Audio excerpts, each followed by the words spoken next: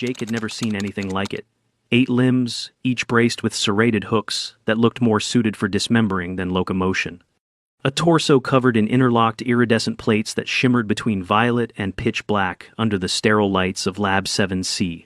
Twin eyes blinked independently, one staring at the ceiling, the other locked onto the moving air ducts, as if anticipating a breach from above. "Please note," came Professor Eldrick's gravelly voice, "Class 4Z specimens are not to be approached under any circumstance. Any unauthorized movement within the perimeter will activate the autostasis field. This is not a simulation." Jake's pencil hovered over his sketch pad. He made a quick contour pass along the predator's hind leg. His tuna salad sandwich sat mostly untouched next to him. It smelled like regret and pickle brine. He'd been too focused to eat. A low thrumming buzz built at the edges of the room as a second containment drone clicked into position. Students were seated in a semicircle of retractable benches, each behind a desk rigged with its own microfield, in case something, God forbid, jumped. "And what happens if the stasis field fails?" asked a too casual voice from the back. Professor Eldrick adjusted his glasses, which seemed less for vision and more for dramatic emphasis. "Then we proceed with standard Academy lockdown protocol. Brace, do not run. Hope your body heat doesn't spike." Jake didn't laugh.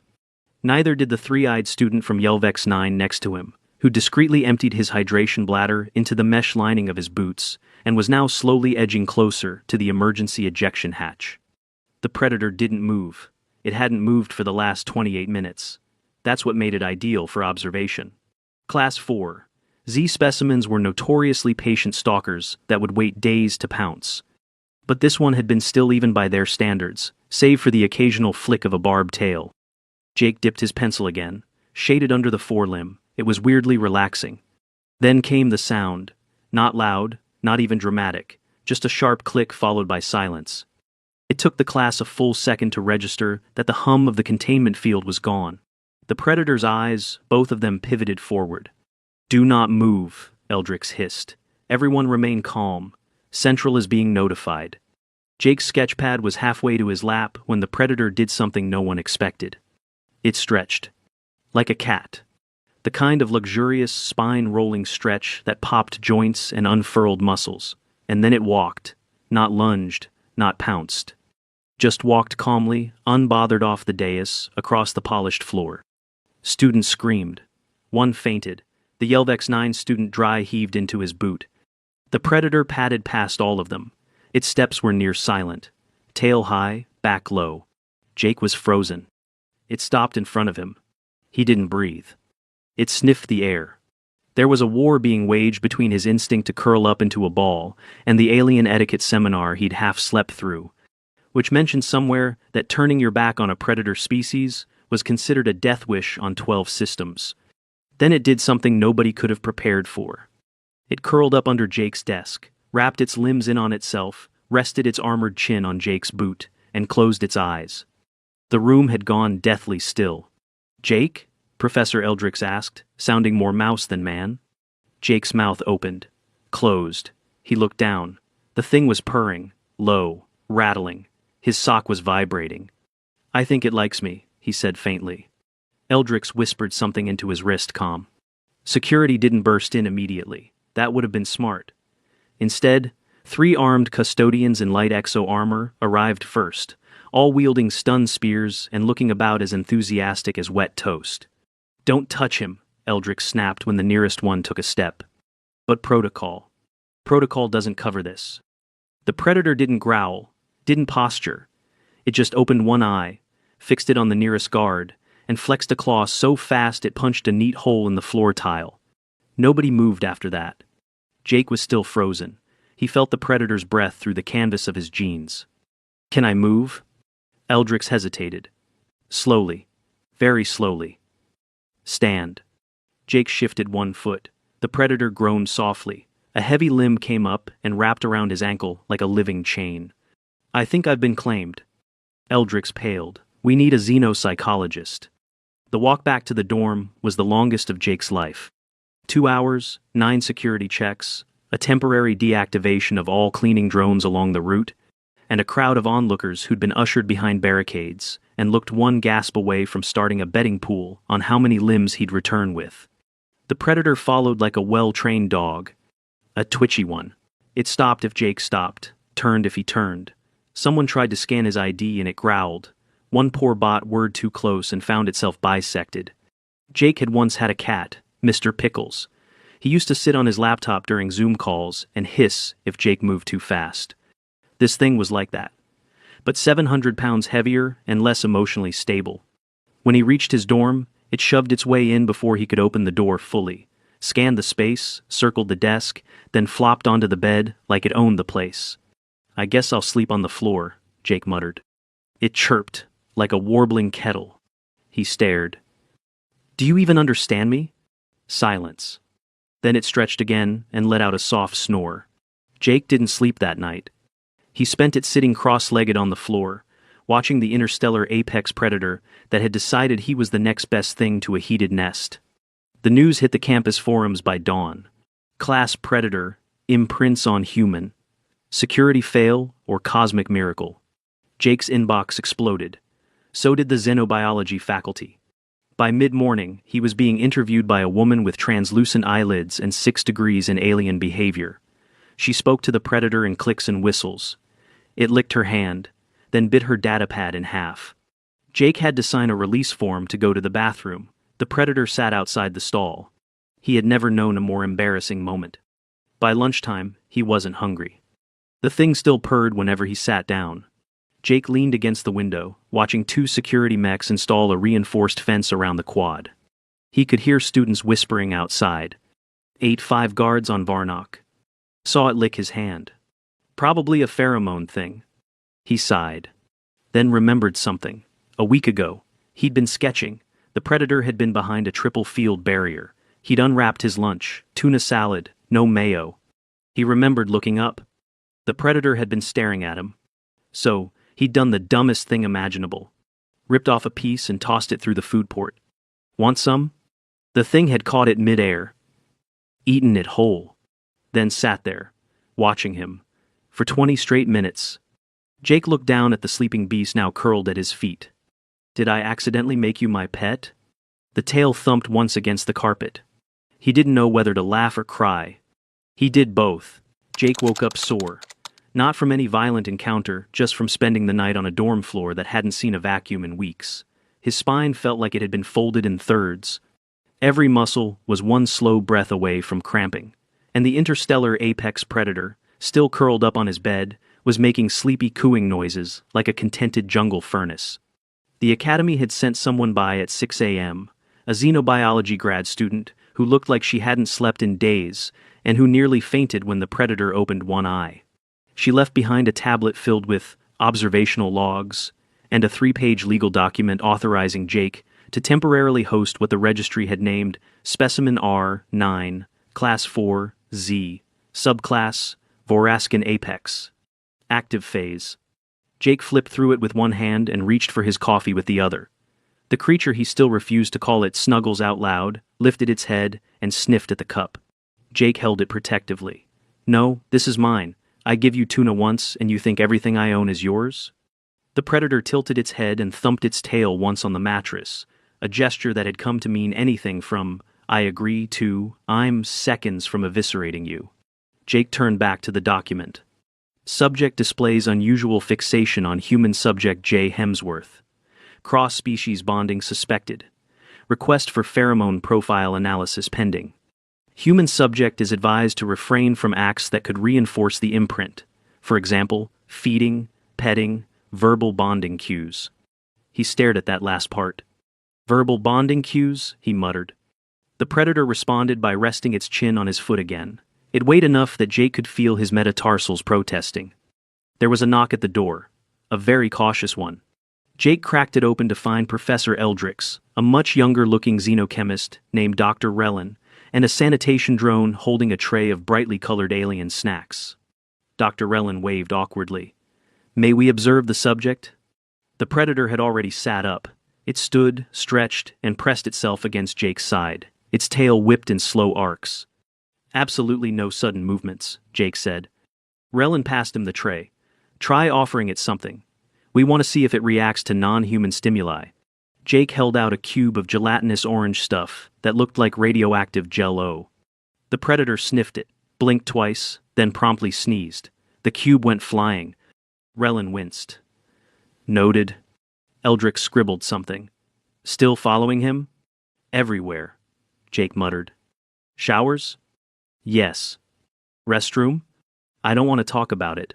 The drone beeped. Jake ignored it. The predator didn't. It was staring at the drone now, not moving, but its shoulders had gone stiff, muscles twitching beneath its armored plating. That low purr turned into something deeper. A rumble. Easy, Jake said. The drone took a step forward. It was just doing its job, hovering near the sink with a mop-like attachment and a dispenser full of industrial cleaner. Then it whirred. Something inside it chirped, and the predator lunged. Jake didn't have time to shout before the drone was in pieces. Panels flew, screws embedded themselves in the wall. The predator didn't just knock it over, it dismantled it, claws flashing in a blur. Unfortunately, Jake had been standing between them. He was airborne for a half-second. Then, he hit the floor. Hard. Pain exploded across his side. The world tilted, narrowed. Breathing was suddenly an effort, a very painful one. Jeff, Jake wheezed. Medic, Relin shouted. Medic now. Jake didn't register most of the next few minutes. There was shouting. The predator was snarling at someone. He was on a gurney. Air tasted metallic. Someone injected something into his neck, and his ribs decided they'd had enough of this reality. Blackness took him. When Jake came to, he was lying in what looked like a cross between a hospital bed and a zero-G sleeping pod. The room was bright, sterile, and humming with quiet machines. He blinked. Everything hurt. An alien doctor with pale blue skin and 3 fingers per hand was hovering nearby, reading his vitals. You're awake, the doctor said, surprised. Good, stay still. Jake tried to speak. Winced. The doctor tapped a screen. You've got 3 fractured ribs, clean breaks, left side. We ran a neuroscan too. Mild concussion, no bleeding. Lucky. Jake croaked. Doesn't feel lucky. You were thrown 6 meters into a wall by a creature with hydraulic limbs, the doctor said dryly. You're alive. That's your victory. He coughed. That was a mistake. Fire lanced through his side. He grunted and fell back into the pillow. The doctor injected something into a port near his wrist. This will help with pain, but you'll still need to stay in recovery for at least 2 weeks. No sudden movement. No bending. No laughter. Jake blinked at him. You ever met humans? Not socially, the doctor admitted. Footsteps echoed. Then a tail swished past the doorway. Jake's stomach dropped. Tell me you didn't let it in here. The predator padded into view. The doctor made a sound between a sigh and a groan. It's been lying outside the medbay doors for 10 hours. We couldn't sedate it, couldn't move it. It bit through 2 mag doors. The predator looked sheepish. It sat next to the bed, cooed once, and placed a mangled cleaning drone casing on the footrest like a peace offering. Jake stared at it. You think that helps? It chirped. He groaned and tried not to move. I'm going to die of embarrassment before the injuries kill me. The doctor looked over his shoulder. You've become a case study. Dozens of researchers are filing papers already. Your vitals, behavior, bonding patterns. I'm told someone tried to petition for a tissue sample. From you. Jake's laugh came out as a wheeze. I'm not dead. Not donating. Good, because the head of security wants to relocate you to a facility on LR Prime for your continued safety. No. You don't even want to think about it? No. The predator chuffed. Its head rested gently on the mattress edge. Jake turned to the doctor. How long until I can walk? With help? Maybe 4 days. With dignity? 2 weeks minimum. The ribs need time. We don't do bone knitting here. It causes problems in human calcium sequencing. Jake nodded slowly. What about stairs? Absolutely not. Of course, his dorm was up 3 flights. The predator let out a low whimper. The doctor arched an eyebrow. It hasn't stopped making that sound since you blacked out. I believe it's in distress. Jake closed his eyes. Can I get some hazard pay? Or, like, predator therapy? Because I don't know what to do with this anymore. The predator nuzzled his elbow, carefully, like it understood. He looked at it. I named you Snuggles in a panic, and now I think you've committed to the bit. It chirped again. The doctor scribbled something furiously. Jake laid back, exhausted. His ribs throbbed, his head ached, and he could already feel the stiffness setting in. But the weirdest part? He wasn't scared. Just tired. And increasingly curious. The first week of recovery blurred together in waves of dull pain, mandatory rest, and awkward conversations with every species imaginable, some of whom didn't even blink, just blinked sideways, or vibrated instead. Jake was never alone. Between the rotating medical staff, xenobiology observers, and the giant eight-limbed predator, now affectionately known to everyone as Snuggles, privacy had become more myth than concept. Snuggles never left his side. Not when the janitorial staff cleaned, not when they took his vitals, not when he tried and failed to change his own pants. The one time a nurse attempted to gently shoo the creature out of the room during an X-ray, it crouched under the bed and refused to come out. It had taken 3 researchers, a bowl of raw protein slurry, and Jake saying, "It's okay, buddy," in a very specific tone of voice, to coax it out. Tone pattern recognition, noted Dr. Taschel, a Threxian behavioral linguist who'd arrived 2 days into Jake's recovery. It's responding to your emotional cadence. I'm not whispering sweet nothings to a murder beast, Jake snapped through clenched teeth. You already are, Taschel said, delighted. Fascinating. Snuggles was now the subject of 6 concurrent research grants. Jake was the focus of 8. The Academy had cordoned off the entire east wing of the med bay to limit distractions. It didn't help. Alien students lined up daily to peek through the viewing glass, whispering and taking notes. Jake had seen at least 2 art students sketching the bonding moment in charcoal. By day 5, he could walk with help so long as he didn't twist, laugh, or breathe too deeply. Snuggles walked with him. Or rather, under him. It had taken to positioning itself beneath his arm like a living support rail. Each time Jake winced, the predator paused, warbled, and adjusted to brace him. Jake hated how comforting it was. You know this doesn't make sense, right? He whispered one night, staring at the ceiling. You're an apex hunter from a carnivorous blood world. I'm a sophomore with asthma and a liberal arts minor. Snuggles yawned, exposing 3 rows of recurved teeth, then nestled against his side. Its body radiated heat like a portable furnace. Jake grimaced. I'm going to die under the world's weirdest electric blanket. The press conference came unexpectedly.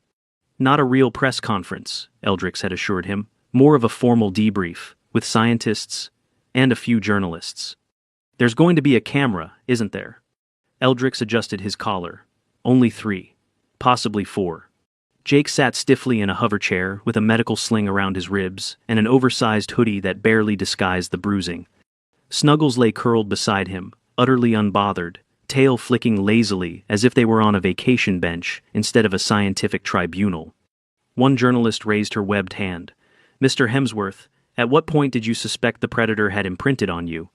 Jake shrugged, winced. When it started purring and refused to let me pee alone. Another journalist. Is it true that the bonding may have originated with a food interaction? Jake blinked. You mean the tuna sandwich? The room stirred. Dr. Rellin nodded.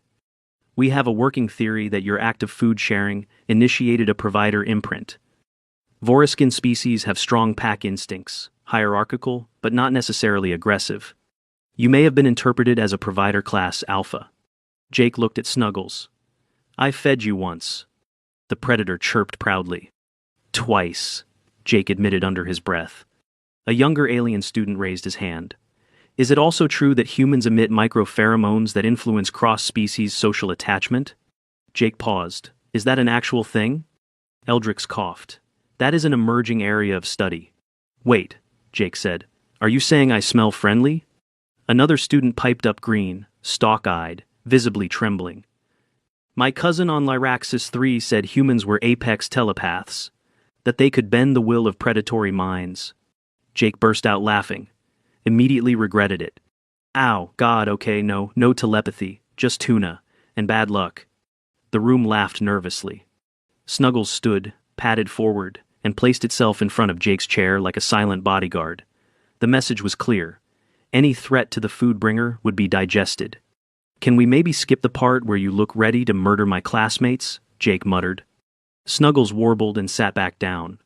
Dr. Tashiel scribbled notes at lightning speed. Back in his room, Jake flopped onto the medbay mattress, groaning.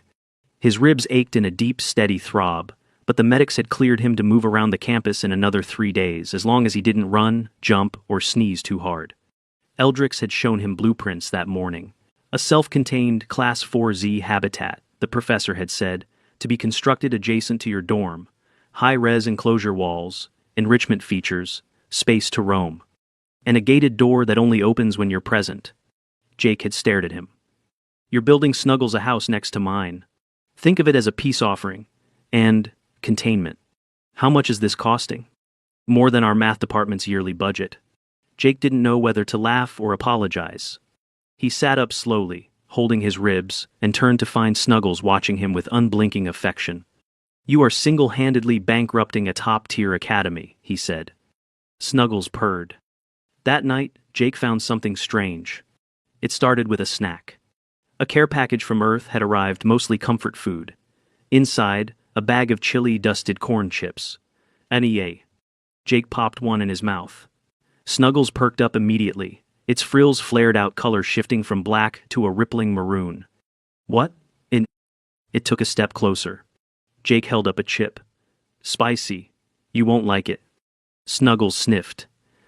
Then, very gently, took the chip from his fingers. Its pupils dilated.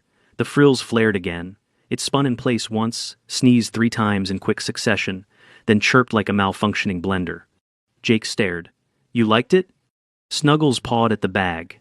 He handed over another. Snuggles did a little hop. Jake sat back, horrified. Oh no, I just discovered enrichment. The predator spent the next hour doing increasingly absurd gestures for spicy chips, tail twitches, head tilts, even a full somersault that sent it crashing into the dresser.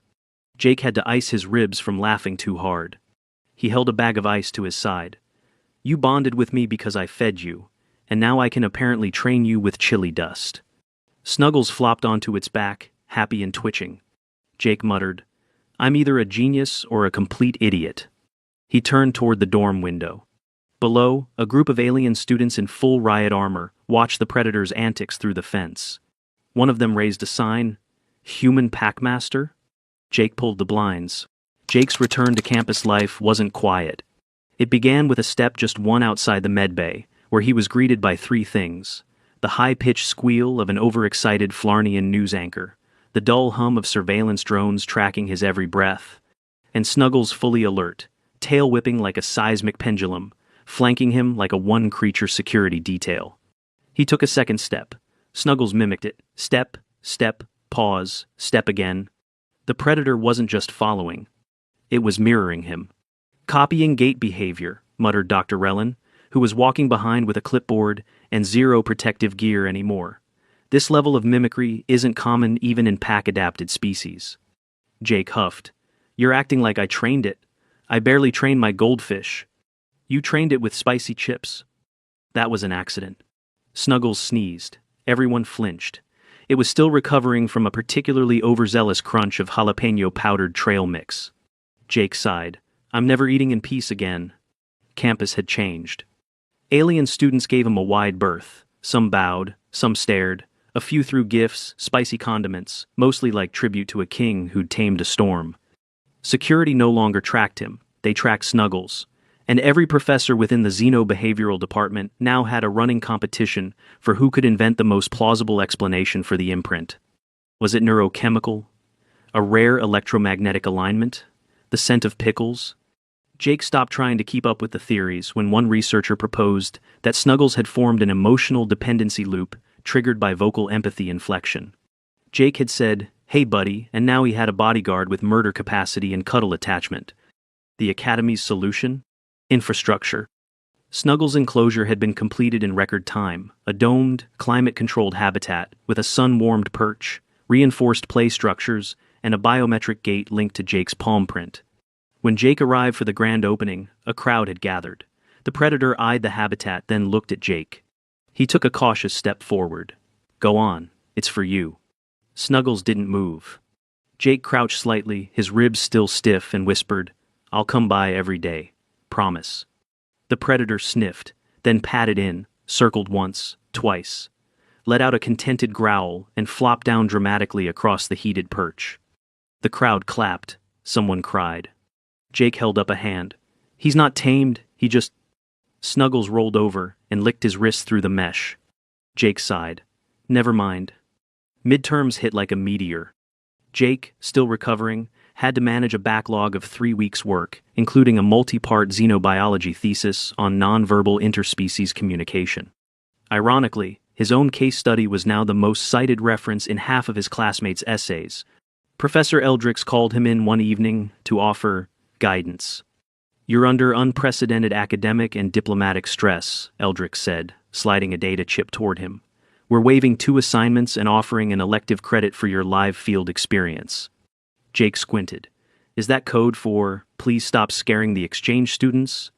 "More like, thank you for not getting killed in a way that requires paperwork." Jake pocketed the chip. "Appreciate it." Eldrix hesitated. "You've shown a unique resilience, Jake.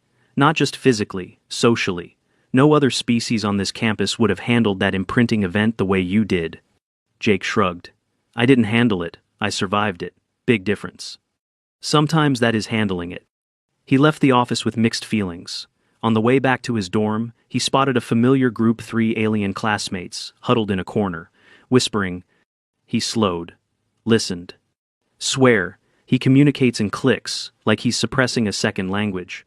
I heard he can override pheromone responses with willpower." Jake sighed. "You know I can hear you, right?" The aliens froze. One of them, a lizard-like Otranian with gleaming orange scales, stepped forward and extended a small box wrapped in heat-sealed foil. "What's this?" Jake asked. "A gift. Spicy snacks. We heard they please your bonded." Jake blinked. "You're giving me chips for the predator." The Otranian nodded seriously. "For protection." Jake took the box. "I appreciate the gesture." He walked off before they could start chanting. That night, he sat just outside the habitat, watching Snuggles snooze under the artificial moonlight. There was a growing pile of tribute snacks just inside the fence chips, chili-coated protein bars, even a bottle of hot sauce from the cafeteria. Jake tossed one in. Snuggles snatched it mid-air, unwrapped it in seconds, and rumbled contentedly. "You're spoiled," Jake said. The predator warbled. He leaned back against the bench, slow, careful. His ribs were healing, still sore if he moved wrong, still stiff when he stretched, but progress was progress. A shadow moved nearby. It was Professor Tashiel, carrying a portable hollow tablet.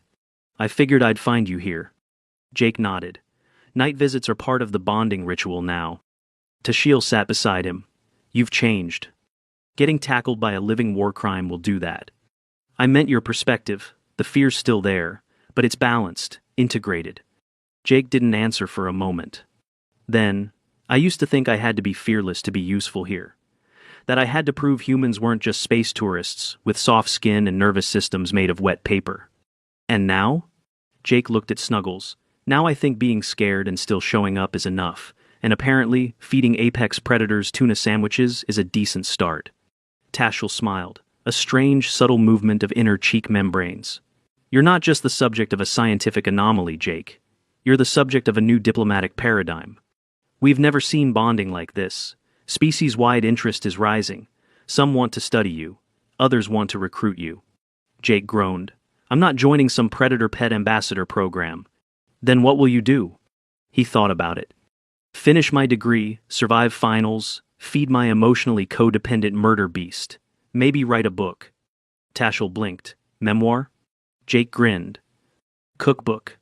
The Academy formally designated the habitat Joint Field Observation Unit 4, Z-1. Informally, students called it Snuggle Station. Jake resumed his classes, albeit with a 3-foot perimeter enforced by mutual unspoken consent. Snuggles still followed him to lectures on occasion. The professors adapted.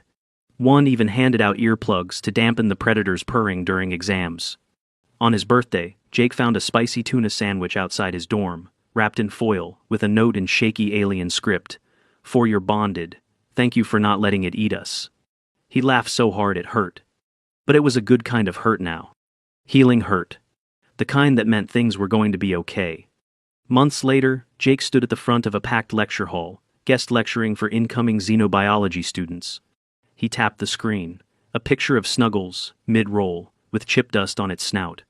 "Lesson 1, he said, grinning. "Never assume apex predators are unbondable. especially if you have lunch. A chorus of laughter followed. Snuggles snorted from the back of the room, halfway into a snack crate. Jake smiled. He'd never asked for this. But now that he had it, this strange, chaotic, utterly baffling bond, he wouldn't trade it for anything. Not even for peace and quiet. Because the class predator had broken free. And instead of unleashing terror, it had found a pack.